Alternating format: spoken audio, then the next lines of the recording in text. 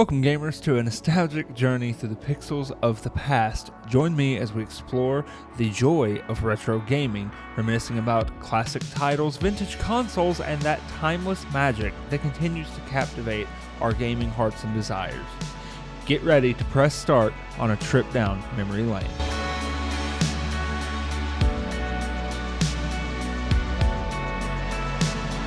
Our first stop on today's retro journey is going to be one of the most influential, heavy-hitting retro consoles there is today, the Nintendo 64.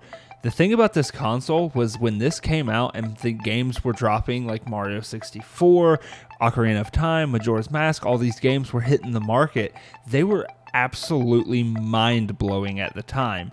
Other consoles around this time weren't having these big open games like this, and especially not with the graphics that this console had. I know that sounds like a crazy thing to say right now, right? Like we live in the day of the PS5 and PCs with ray tracing and like all this other stuff, but something like Doom 64, Mario Party, all these games were just absolutely insane to most people, not to mention Ocarina of Time, these games that are even held today at such high regard that most of your games that come out are getting compared to these games. I mean, Mario 64 set a benchmark for 3D platforming games that people still use today, and people are still trying to do things with this game, like speed running and making content around this game. This console is one of the biggest reasons why I absolutely adore retro consoles and retro games. You look at this console and it's just ageless. People are going to be playing it forever. It might not be on the actual hardware, might be emulated, but the games that came out are going to be forever. I am fully convinced that people will be playing Ocarina of Time, Mario 64, stuff like that forever, just because they are such timeless games. The innovation of this time when the Nintendo 64 came out is absolutely insane to me.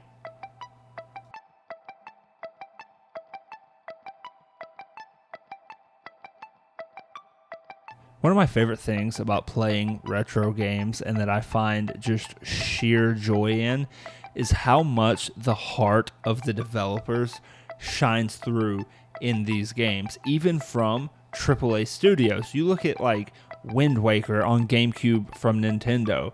You play that game and you can tell that the development team behind it loved the project and just put so much into it. And so many of these older games, they were just making games that they were proud of. Today's time, most of your AAA studios are like Activision and Blizzard, all these studios, right, that are just trying to grab your money and have in-game stores that you have to buy even more stuff from this game now.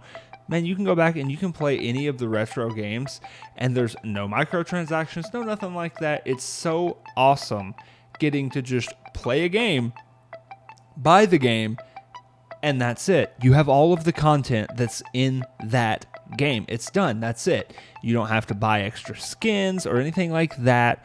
All of the content, any followers that you can get in an RPG, you don't have to buy them. Any skins that you want to unlock for a character, if that's in the game, it's in the game, and that's it. You just have to figure out how. All these things, I love going back and just sinking my teeth into these retro games and going, man, this is what it was like when games shipped and they were actually complete games.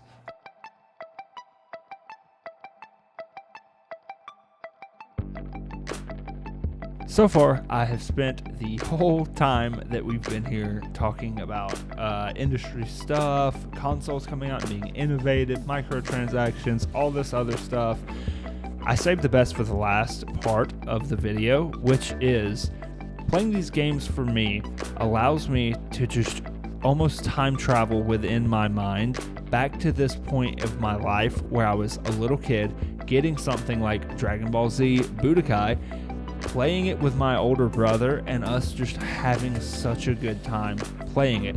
Our cousins bringing over Simpsons Hit and Run, us playing that for a day and just having this wonderful time. No job, no nothing like that. It just allows you to just go back to this point. And I think this is why most people probably are retro collectors, stuff like that. Yeah, there's like a financial, it's like a stock market, right? You buy a game now, it goes up in value later, blah, blah, blah. But I feel like most of the people that are buying these retro games, or even just playing the retro games, even if it is through emulation, the reason you're probably doing that, I'm guessing, is that it's the same thing. It allows you to look back at this point of your life where things were usually simple. So you get to go back to when you were just a kid and you're sitting there playing, if you're me, a PlayStation 2, you got some freaking Cheetos, you got some Mountain Dew or whatever you're drinking, and you're just having fun. You're just playing these video games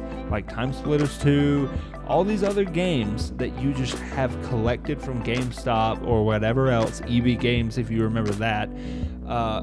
But life was simple back then, and now you've got bills, a wife, kids, blah, blah, blah, and you just enjoy getting to go back to that point in your life. And I mean, that's honestly valid. Don't let anyone tell you otherwise. If you find solace and reprieve in playing retro games and just reliving that part of your life, more power to you, man.